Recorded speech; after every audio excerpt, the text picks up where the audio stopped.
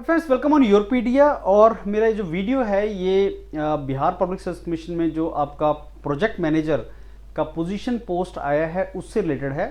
Bihar public service commission ने project manager का post अब उसका जो फॉर्म फिलिंग है उसको इनिशिएट किया है एंड बहुत ही अच्छी जॉब है फ्रेंड्स। और इसमें जो प्रीलिमिनरी है उसके अंदर प्रीलिमिनरी के अंदर ऑब्जेक्टिव पेपर आएगा और उसमें कुछ आपके टॉपिक्स हैं जैसे करंट अफेयर्स वगैरह है, एप्टीट्यूड है और इकोनॉमी से रिलेटेड और इंडस्ट्री से रिलेटेड टॉपिक है, जिसमें से 70 क्वेश्चंस 70 मार्क्स का पेपर आएगा। सो 150 में से 70 मार्क्स जो है वो इकोनॉमी और इंडस्ट्री से रिलेटेड है और मेरा वीडियो उसी टॉपिक में से है। उसमें से मैं एक टॉपिक आपको आज बताऊंगा किस तरीके से आप कर सकते हैं। और before I go forward let me tell you, हमने बिहार पब्लिक सर्विस कमीशन में प्रोजेक्ट मैनेजर जॉब के लिए अगर आप एस्पायर कर रहे हैं तो उसके लिए डेडिकेटेड फ्री व्हाट्सएप ग्रुप बनाया है योरपीडिया के मेंटर्स ने। और वहाँ पे आपको कुछ कंटेंट, जैसे ये कंटेंट है, मैंने मॉर्निंग में इसको शेयर किया है फ्रेंड्स। आप इस कंटेंट को देख सकते हैं जिसको आपको बहुत बेनिफिट होगा कि कैसे तैयारी करनी है, किस तरीके से आपको आगे जाना है। और योरपीडिया ने इसके लिए मॉड्यूल लॉन्च किया है along with very good content and that is in the form of books and in the form of learning content in the form of videos. आप उसको बेनिफिट ले सकते हैं। So let me start now. ये आपका analysis है Bihar public service commission में जो 2021 में अगस्त 2021 में ये पेपर हुआ था प्रोजेक्ट मैनेजर का। सिलेबस ऐसा ही था जैसा अभी सिलेबस दिया है और ये उसका एनालिसिस है। 150 में से ये ऐसा एनालिसिस था जहाँ से क्वेश्चंस आए थे। तो आप देख सकते हैं कि इसमें फ्रेंड्स 150 में से 70, 40, 40 ऐसा कुछ था, लेकिन उस टाइम पे 48 मार्क्स का रीजनिंग एप्टीट्यूड आया था। अदरवाइज ये थोड़ा ऊपर नीचे होता है, लेकिन 70 मार्क्स का इकोनॉमी और आपका इंडस्ट्री से रिलेटेड टॉपिक्स आए थे। तो ये उसका एक पाई चार्ट, अगर आपको ये थोड़ा सा हेल्प करे ये पता लगाने के लिए कि आपको कौन से इसमें फोकस करना है, तो reasoning aptitude current affair obviously ये 40-40 मार्क्स के दो आएंगे और 70 नंबर का ये बाकी सारे का सारा आएगा। तो आप मान के चलिए कि अगर 150 मार्क्स का है तो उसमें से एप्टीट्यूड आपका 40 मार्क्स का आएगा, ये आपका करंट अफेयर 40 मार्क्स का आएगा और ये बाकी जो आपका सारा पोर्शन है ये 70 मार्क्स का आएगा। तो ऐसे आपका 150 कवर होता है। तो इस तरीके से आपको इसको प्रिपरेशन करना है। ये पाई चार्ट आपको थोड़ा सा आइडिया उसका देगा। अब इसके पेपर, प्रीवियस ईयर के पेपर, सॉल्व पेपर आपको योरपीडिया पे मिल जाएंगे। ये वो नोटिफिकेशन है जिसकी मैं बात कर रहा था फ्रेंड्स। 9 सीट्स है प्रोजेक्ट मैनेजर की बिहार पब्लिक सर्विस कमीशन की और अच्छी अपॉर्चुनिटी है। आप नंबर ऑफ सीट्स ना देख के आप ये जरूर देखें कि अगर आपको इसमें जाना है तो आपको इसका प्रिपरेशन करना चाहिए। तो इंडियन इकोनॉमी और इंडस्ट्रीज में से मैंने आपको बताया था 70 मार्क्स का आएगा, 40 का आपका नेशनल इंटरनेशनल है, 40 आपका एप्टीट्यूड से रिलेटेड टॉपिक्स हैं। तो योरपीडिया आपको सारे के सारा ये प्री के लिए मेंटर्स कर रहे हैं योरपीडिया के। और ये 2 घंटे 15 मिनट का एग्जाम होगा। तो आप इसमें देखिए कि आपका 120 135 मिनट्स का बेसिकली पेपर है, जिसमें से 150 क्वेश्चन करने हैं। तो वन लाइनर क्वेश्चंस होंगे, आप देख सकते हैं इसमें। अब इसका नोटिफिकेशन पहले आया था जिसका ये आपका जो मेंस और आपका मेंस का सारा डिटेल दे रखा है, लेकिन पहले प्रीलिमिनरी एक चैलेंज है आपके सामने, उसके बाद मेंस की तरफ इसको चलेंगे। अगर मैं आज इंडियन इकोनॉमी और इंडस्ट्रीज़ की बात करूं तो ये उसका सिलेबस है फ्रेंड्स जो आपको करना है। इंट्रोडक्शन टू इकोनॉमिक्स, जो बेसिक्स है इकोनॉमिक्स का, इंडियन इकोनॉमी एंड प्लानिंग है, उसी में से मैं आज इंडियन इकोनॉमी एंड प्लानिंग का पहला टॉपिक जो इंडियन इकोनॉमी के सेक्टर्स के हैं और उसके कंपोनेंट्स के हैं उसके बारे में ये डॉक्यूमेंट है और उसी के बारे में मैं आपको बहुत ही अच्छे क्वेश्चन जो बन सकते हैं वो आपको दूंगा, जो आप इसमें से कर सकते हैं। तो ये सारे के सारा टॉपिक्स हैं जो आपके उस 70 मार्क्स आपको दिलवाएंगे और प्रीलिमिनरी में पास होने के लिए बहुत ही ज़्यादा इंपॉर्टेंट है। तो ये 12 टॉपिक्स हैं फ्रेंड्स और मेरे को लगता है बहुत ही आसान है, डिफिकल्ट नहीं है। आज आपको पता लगेगा कि ऐसा कोई डेप्थ इसमें नहीं होता क्वेश्चंस में, लेकिन अंडरस्टैंडिंग होनी चाहिए। तो इसकी जो स्ट्रेटजी है वो ये होना चाहिए 150 मार्क्स के लिए कि सिलेबस बहुत ज़्यादा है, टॉपिक्स बहुत ज़्यादा है। जैसे एप्टीट्यूड दे रखा है, करंट अफेयर दे रखा है, इकोनॉमी एंड इंडस्ट्री दे रखा है, तो टॉपिक्स बहुत ज़्यादा हैं। उन सारे टॉपिक्स को मिला के आपको बेसिकली छोटे छोटे टॉपिक्स बनेंगे जिनको आपको सॉल्व करना है और आपको स्कोर करना है। तो इंडियन इकोनॉमी के सेक्टर्स क्या क्या हैं, जैसे 3 सेक्टर बेसिक होते हैं, primary sector, secondary sector, tertiary sector, और उसके बाद भी 2 सेक्टर और हैं। तो 5 सेक्टर हैं। तो बेसिक सेक्टर 3 है, 5 और हैं। क्वेश्चन कैसे बनेंगे कि कौन सा कंपोनेंट कौन से सेक्टर में आता है, जैसे एग्रीकल्चर किस में आता है, कंस्ट्रक्शन किस में आता है, ट्रांसपोर्टेशन किस में आता है, आपका जो IT सेक्टर है वो कौन सा सेक्टर है। तो तो प्राइमरी सेक्टर कौन सा है, सेकेंडरी सेक्टर कौन सा है, टर्शियरी सेक्टर कौन सा है, और उसके बाद के 2 सेक्टर क्वाटरनरी और क्वीनरी सेक्टर्स वो कौन से हैं। और एक और जो आएगा कि कितने परसेंटेज किस में है जीडीपी का। अभी जीडीपी वाला टॉपिक हम कर चुके हैं, मैं आपको उसका भी शेयर करूंगा डॉक्यूमेंट। तो जीडीपी इंडिया की जो इकोनॉमी है उसका कितना परसेंट जो है प्राइमरी सेक्टर है, सेकेंडरी सेक्टर है, कितना शेयर उसको जाता है, क्या 50% से ऊपर सर्विस सेक्टर है, मतलब जो हम टर्शियरी सेक्टर जिसको बोलते हैं। साथ में कितनी एम्प्लॉयमेंट कौन सा सेक्टर दे रहा है, तो एम्प्लॉयमेंट कैसे हो रही है, कंपोनेंट्स कौन से हैं, एडवांटेज डिसएडवांटेज कौन से हैं, और क्वेश्चन से आपको काफ़ी आइडिया लगेगा फ्रेंड्स कि किस में से क्या क्वेश्चन आ सकता है। तो इंडियन सेक्टर जो है इकोनॉमी वो 3 पार्ट में, जैसे प्राइमरी सेक्टर माइनिंग और एग्रीकल्चर, ये याद रखना आपने, माइनिंग सारा और एग्रीकल्चर प्राइमरी सेक्टर आता है। सेकेंडरी मैन्युफैक्चरिंग कंस्ट्रक्शन वगैरह आता है। टर्शरी सर्विसेज जैसे आईटी, बैंकिंग, हेल्थ केयर, वो टर्शरी सेक्टर आता है।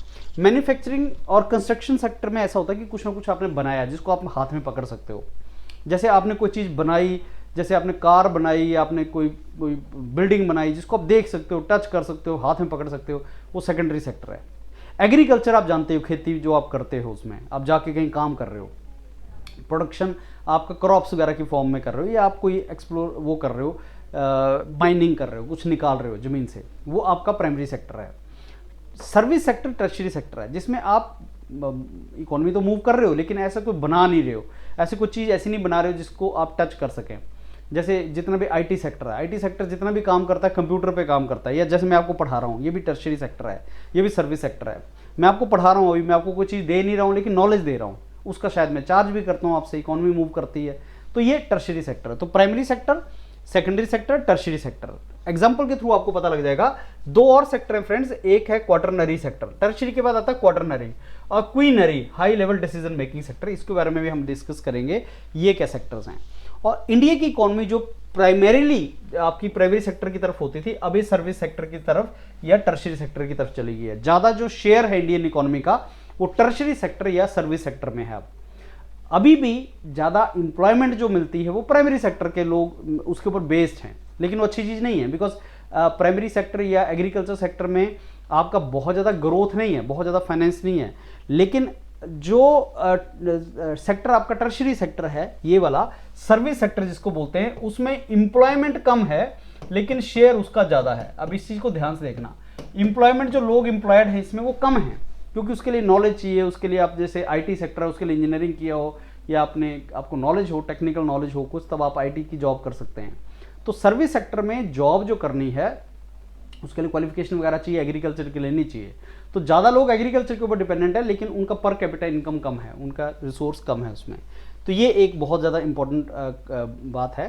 तो एग्रीकल्चर अभी भी वाइटल है फॉर लाइवलीहुड, ज़्यादा लोग एग्रीकल्चर के ऊपर डिपेंडेंट हैं, जो पार्ट है आपका प्राइमरी सेक्टर का, लेकिन शेयर ऑफ इकोनॉमी जो सर्विस सेक्टर में है। तो 3 प्राइमरी सेक्टर जो है ना आपको बताया फ्रेंड्स, और ये तीनों का अपना अपना रोल है। प्राइमरी सेक्टर बेसिकली जो नेचुरल रिसोर्स के साथ डील करता है, तो अगर हमसे को पूछे कौन सा ऐसा सेक्टर है जो नेचुरल रिसोर्सेज का डील करता है, वो प्राइमरी सेक्टर है। नेचुरल रिसोर्स जिसमें एग्रीकल्चर आता है, फॉरेस्ट्री आता है, फिशिंग आता है, माइनिंग आता है, ये आपने याद कर लेना है, ये प्राइमरी सेक्टर है।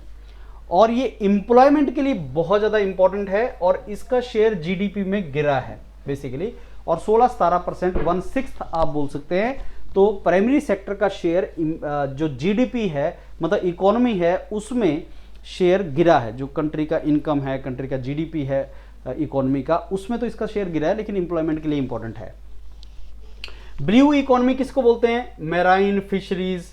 तो बेसिकली ये इस सेक्टर को थोड़ा सा बूस्ट मिला है, जैसे जैसे ब्लू इकोनॉमी बढ़ी, जैसे मैराइन और फिशरीज से डेवलपमेंट हुआ, तो इसको दोबारा से हम सस्टेनेबल यूज के लिए इस सेक्टर को ग्रो करवा सकते हैं। सेकेंडरी जो है वो सेक्टर है मैन्युफैक्चरिंग, कंस्ट्रक्शन, इंडस्ट्रीज, ये सेकेंडरी सेक्टर आ जाता है, और ये कंट्रीब्यूट करता है 28 से 30%, almost double than primary sector to India's GDP. तो 30 और 40 ये मिला के एक तरफ प्राइमरी और सेकेंडरी, और फिर टर्शरी उसके बराबर है 50 से 60%। और जितना भी ये अर्बनाइजेशन है या इंफ्रास्ट्रक्चर ग्रोथ है, जहां पे भी इंफ्रास्ट्रक्चर बन रहा है, वो सारे का सारा आपका सेकेंडरी सेक्टर है।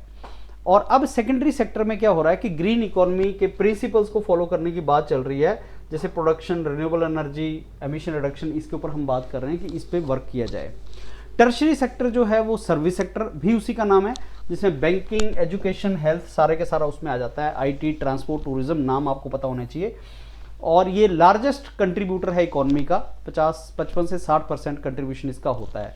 तो जैसे डिजिटल इकोनॉमी आ गई है, जैसे फिनटेक है, फाइनेंशियल टेक्निकल प्लेटफॉर्म्स हैं, इसने इस सेक्टर को ग्रो करवाया है। डिजिटल इकोनॉमी इस तरीके से बढ़ी है। तो क्वाटरनरी सेक्टर, नॉलेज बेस्ड जो R&D बेस्ड सेक्टर होता है, क्वाटरनरी जो सेक्टर है कम्युनिकेशन टेक्नोलॉजी, और quinary sector high decision making, जैसे जिसमें बेसिकली NGOs वगैरह आ जाते हैं। तो ये सेक्टर का आपको पता होना चाहिए कि बेसिकली जो high level decision making roles हैं वो इस सेक्टर में जो भी एक्टिविटीज़ हैं उससे रिलेटेड है। तो अभी इसको डिस्कस करेंगे डिटेल में कि आपका क्वार्टरनरी में क्या जाता है, R&D आ जाता है, रिसर्च एंड डेवलपमेंट की एक्टिविटीज़ आ जाती हैं, और क्वीनरी आ जाता है। तो प्राइमरी, सेकेंडरी, टर्शरी, उसके बाद क्वाटरनरी और क्वीनरी, ये सेक्टर्स आपके सेक्टर हैं, और इसमें क्या आता है ये आपको पता होना चाहिए।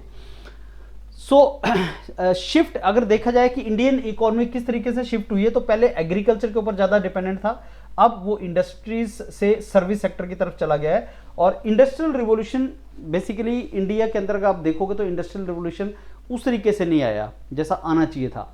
तो सर्विस सेक्टर की तरफ चला गया, IT सेक्टर आया तो सर्विस सेक्टर की तरफ, टर्शरी सेक्टर की तरफ हम चले गए। तो प्राइमरी से जंप टर्शरी सेक्टर की तरफ को मिला, जबकि वो सेकेंडरी की तरफ आना चाहिए था। चाइना अगर देखोगे तो जो सेकेंडरी सेक्टर है चाइना का, वो बहुत पहले ग्रो हुआ, जिससे चाइना एक वर्ल्ड का मैन्युफैक्चरिंग हब बन गया, और उसके बाद चाइना के अंदर फिर सर्विस सेक्टर वगैरह भी बढ़ा, वो सारे के सारा बढ़ा। लेकिन इंडिया में इंफ्रास्ट्रक्चर डेवलप नहीं हुआ, तो सेकेंडरी सेक्टर की ग्रोथ कम हुई। अब प्राइमरी सेक्टर की तरफ चलते हैं फ्रेंड्स। एग्रीकल्चर और एलिड एक्टिविटीज़ आती हैं इसमें। नेचुरल रिसोर्स का यूज़ होता है, जैसे direct extraction, harvesting, land, water, forest, mineral, इसका होता है। और ये 20% से कम, मैंने आपको बताया 16-17% GDP का ग्रोथ इसमें होता है। कंपोनेंट कौन कौन से हैं ये याद करने हैं आपने। ये डायरेक्ट क्वेश्चन आता है कि ये जो आपका माइनिंग है किस में है, फिशरीज किस में है, तो प्राइमरी सेक्टर है। और इसका सबसे बड़ा इंपॉर्टेंट क्या है, ये देखो कि जो वर्क फोर्स है 40% से ज़्यादा लोगों की जॉब इसमें है। कंट्रीब्यूशन 16 से 17% है GDP में, लेकिन वर्क फोर्स इसमें 40% के आसपास है। तो बेसिकली ये कोई बहुत रिवॉर्डिंग करियर नहीं है, प्राइमरी सेक्टर में रिवॉर्डिंग नहीं है, इसलिए लोग इसको प्रेफर नहीं करते, बिकॉज इनकम इसमें कम होती है, ज़्यादा लोग डिपेंडेंट है इसके ऊपर, ओवर पॉपुलेटेड है ये, और ज़्यादा लोग डिपेंडेंट है, क्वालिफिकेशन इसके लिए नहीं चाहिए, लेकिन इसमें रिवॉर्डिंग भी नहीं है। की कैरेक्टरिस्टिक क्या है, प्रोडक्टिविटी लो है, इंडियन एग्रीकल्चर की प्रोडक्टिविटी लो है, मशीनों के साथ काम नहीं हो रहा है, बहुत ज़्यादा मैकेनाइज्ड नहीं है। मॉनसून के ऊपर बहुत ज़्यादा डिपेंडेंस है एग्रीकल्चर की प्रोडक्टिविटी के लिए, तो वेदर के ऊपर बहुत डिपेंडेंट है। अगर वेदर ठीक नहीं है तो ऑब्वियसली वो चीज़ आउटपुट नहीं आएगी, प्रोडक्टिविटी नहीं आएगी, ये दूसरा ट्रबल ये है। और शेयर जो है डिक्लाइन कर रहा है GDP का, लेकिन एम्प्लॉयमेंट शेयर अभी भी ज़्यादा है, ये सबसे इंपॉर्टेंट चीज़ है। तो GDP कम हो रहा है, GDP का शेयर कम है इसमें, 16 से 17% है, वो अच्छी बात है, लेकिन एम्प्लॉयमेंट भी कम लोग इसके ऊपर डिपेंडेंट होने चाहिए, 5-10% होने चाहिए, 40% नहीं होने चाहिए। अगर 40% लोग प्राइमरी सेक्टर के ऊपर डिपेंडेंट है, that means it is not good. तो इंपॉर्टेंट पॉइंट्स इसके बारे में फ्रेंड्स जो मैंने यहाँ पे दोबारा जोड़ डाउन कर दिए हैं। तो कौन कौन से सेक्टर, कौन कौन से इसके ऊपर कंपोनेंट्स हैं, और जो डेवलप्ड इकोनॉमीज़ हैं, जो इमर्जिंग इकोनॉमीज़ हैं, उसमें एम्प्लॉयमेंट ज़्यादा प्राइमरी सेक्टर के ऊपर डिपेंड करता है, लेकिन डेवलप्ड कंट्रीज़ में ऐसा नहीं होता, वहाँ पे एडवांस मशीनरी टेक्नोलॉजी यूज़ करते हैं, मैनुअल लेबर कम यूज़ करते हैं। सो ये ग्रोथ रेट इसका कम है, और फाइनेंशियल ईयर में देखा जाए तो ये इंडिया का 20% से कम है जो कंट्रीब्यूट करता है, और 4.4% ग्रोथ रेट पे ये ग्रो कर रहा है। ये कुछ डाटा इंपॉर्टेंट है जो आपको पता होना चाहिए कि किस तरीके से ये चीज़ें हैं, और ये जरूर देख लेना कि कहाँ पे क्या है। ये डाटा मैं दोबारा आपके साथ शेयर करूँगा, इसमें इकोनॉमिक सर्वे का डाटा, एग्जैक्ट डाटा हम शेयर करेंगे, तो वहाँ आपको पता लग जाएगा। अभी थोड़ा सा आइडिया आप डेवलप करेंगे। वर्कफोर्स डिपेंडेंस, मैंने आपको बताया कि 40% इंडिया की वर्कफोर्स आप यहाँ पे इस सेक्टर में यूज़ करते हैं, और वो ज़्यादातर रूरल एरिया के अंदर है। सेकेंडरी इंडस्ट्रियल और मैन्युफैक्चरिंग सेक्टर है, जो आपका रॉ मटेरियल से प्राइमरी सेक्टर से फिनिश्ड या सेमी फिनिश्ड गुड्स बनाता है। मेजर कंपोनेंट इसके मैन्युफैक्चरिंग इंडस्ट्रीज़ हैं, टेक्सटाइल, स्टील, सीमेंट वगैरह, food processing industries, chemical, pharmaceutical, electronics, machinery, construction वगैरह हैं। और इंडियन इकोनॉमी में बेसिकली जो इसका रोल है वो रॉ मटेरियल को ये ऐड करता है, एम्प्लॉयमेंट जनरेट करता है, एक्सपोर्ट एंड इकोनॉमिक डाइवर्सिफिकेशन, और इसको इंडस्ट्रियल सेक्टर बोलते हैं। तो ये बेसिकली एक्सपोर्ट के लिए ये मैन्युफैक्चरिंग सेक्टर बहुत अच्छा है। और चाइना ने इसी में ग्रो किया, जो इंडिया ने ग्रो नहीं किया, क्योंकि उसके लिए इंडस्ट्रीज लगानी पड़नी थी, मशीन्स लगानी पड़नी थी, फैक्ट्रीज लगानी पड़नी थी, तो वो बहुत ज़्यादा ग्रो नहीं हुआ। कैपिटल इंटेंसिव का मतलब है कि इसमें आपको पैसा लगाना पड़ेगा। अगर आपको सेकेंडरी सेक्टर क्रिएट करना है इंडिया में, अगर आपको फैक्ट्रीज लगानी है तो आपको पैसा इन्वेस्ट करना पड़ेगा। तो कैपिटल इंटेंसिव है ये, और टेक्नोलॉजी ड्रिवन है। और मेक इन इंडिया की जब हम बात करते हैं तो बेसिकली सेकेंडरी सेक्टर की बात करते हैं कि इंडिया के अंदर कुछ प्रोड्यूस करो, बनाओ। तो मेक इन इंडिया अगर आपसे पूछा जाएगा प्राइमरी सेकेंडरी टर्शियरी किसके साथ लिंक्ड है, तो वो बेसिकली सेकेंडरी के साथ लिंक्ड है, क्योंकि इसमें कुछ आप बनाते हो। और स्ट्रक्चरल ट्रांसफॉर्मेशन के लिए बहुत ज़्यादा इंपॉर्टेंट है। तो प्राइमरी सेक्टर का सेकेंड स्टेज होती है ये, और मैन्युफैक्चरिंग से रिलेटेड है।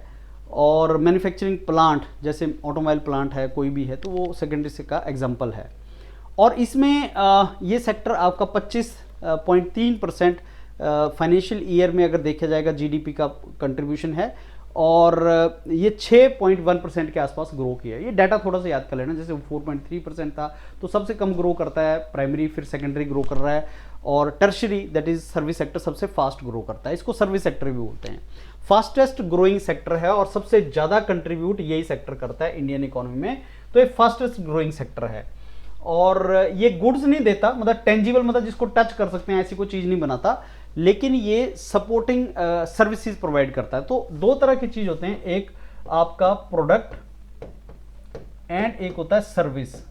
प्रोडक्ट जिसको आप टच कर सकते हैं, जिसको आपको हाथ में ले सकते हैं, जैसे कार है आप टच कर सकते हैं उसको, पेन है, वो जो भी फैक्ट्री में बनती है कोई चीज़, वो आप उसको टच कर सकते हैं, वो प्रोडक्शन है, वो आपका प्रोडक्ट है। और सर्विस जिसको टच नहीं कर सकते, मैंने आपको बताया कि डॉक्टर अगर आपसे फीस ले रहा है, लॉयर आपसे फीस ले रहा है, या मैं आपके लिए कोई सर्विस बना के दे रहा हूँ, आईटी सेक्टर में आपके लिए कोई प्रोग्रामिंग करके दे रहा हूँ, या आपने यूरोपीडिया का कोई मॉड्यूल परचेज किया है खरीदने पढ़ने के लिए, तो वो सर्विस सेक्टर है, उसमें आपको टच नहीं कर रहे हैं लेकिन आपको सर्विस मिल रही है।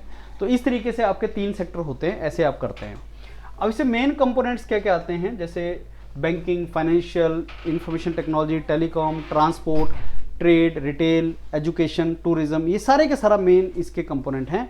और ये सबसे बड़ा कंट्रीब्यूटर है, 50% से ऊपर, और इकोनॉमी को ग्रो करवाता है। और इसकी एक्सपेंशन 1991 रिफॉर्म्स के बाद इसकी बहुत ज़्यादा एक्सपेंशन हुई है। और मॉडर्नाइजेशन और ग्लोबलाइजेशन के चलते जैसे जैसे आप वर्ल्ड में डेवलप्ड कंट्री के साथ जुड़ते हैं, डेवलप्ड कंट्री की इकोनॉमी के साथ जुड़ते हैं, तो ये सेक्टर को सबसे ज़्यादा ग्रोथ उसमें मिलता है। और इसके की कैरेक्टरिस्टिक हैं, स्किल इंटेंसिव है, स्किल चाहिए इसके लिए, अर्बन सेंट्रिक है, शहरों में लोग इसमें ज़्यादा एम्प्लॉयमेंट लेते हैं। और export IT enabled services, IT जैसे आप देखते हैं कि इंफोसिस, टीसीएस, विप्रो, इसने बहुत ग्रो किया, तो एक्सपोर्ट भी सर्विसेज बहुत ज़्यादा होती हैं और वहीं से अच्छी जॉब लगने के चांस होते हैं। इंपॉर्टेंट पॉइंट्स इससे रिलेटेड मैंने यहाँ पे नोट किए हैं फ्रेंड्स। तो ये बेसिकली आपका जो है ये एक सबसे ज़्यादा ग्रो करने वाला सेक्टर है, राइट। तो आउटपुट जो होती है वो सर्विस की फॉर्म में होती है इसमें, रेदर देन टेंजिबल, टच करने वाली चीज़ों के बजाय नॉन टेंजिबल बेसिकली प्रोडक्ट्स होते हैं। Plumber, electrician, technician, doctor, engineer, lawyer, जो भी अपने सर्विस लेता है। तो टर्शरी जो स्पेशलाइज्ड स्किल्स के ऊपर डिपेंड करता है, जबकि जो सेकेंडरी है वो प्रोडक्शन टेक्निक्स, मशीनरी, उसके ऊपर डिपेंड करता है। तो टर्शरी इंडिया का जो नॉमिनल जीडीपी वगैरह क्या होता है, ये डिस्कस मैंने एक लेक्चर में किया है, वो आप जरूर देखना। 55% कंट्रीब्यूट करता है और ये ग्रो भी आपका 7.2% पे ग्रो कर रहा है। तो सबसे ज़्यादा इंप्लॉयमेंट कौन देता है? Primary sector. सबसे ज़्यादा फास्ट कौन ग्रो कर रहा है? Service sector. और जो सेकेंडरी सेक्टर है वो इसके बीच में ही होता है, दोनों के बीच में। क्वार्टरनरी नॉलेज बेस्ड, जैसे R&D करते हो आप, R&D हो गया, डाटा एनालिटिक्स, AI हो गया, फाइनेंशियल प्लानिंग हो गया, हायर एजुकेशन हो गया, ये सारे का सारा क्वार्टरनरी सेक्टर है। और जो कंट्री की इनोवेशन, प्रोडक्टिविटी, अब आप देखोगे US वगैरह में ये क्वार्टरनरी सेक्टर बहुत ज़्यादा ग्रो करता है। जो भी आप जो इनोवेटिव कंपनीज का नाम लेते हैं, जैसे आप माइक्रोसॉफ्ट वगैरह की बात करते हैं, या आप टेस्ला की बात करते हैं, या अब AI की कंपनीज़ हैं, जो आपकी बड़ी बड़ी कंपनीज है AI की, इन सब की बात करते हैं, तो ये सारी की सारी आपकी R&D के ऊपर बेस्ड हैं, क्वार्टरनरी सेक्टर है, उसी से इकोनॉमी आगे ग्रो करती है। सो रिसर्च एंड डेवलपमेंट बहुत ही इंपॉर्टेंट पार्ट होता है इंडिया के अंदर, ये बहुत ही मिसिंग है। इंडस्ट्रीज़ के अंदर भी R&D बहुत ही मिसिंग है।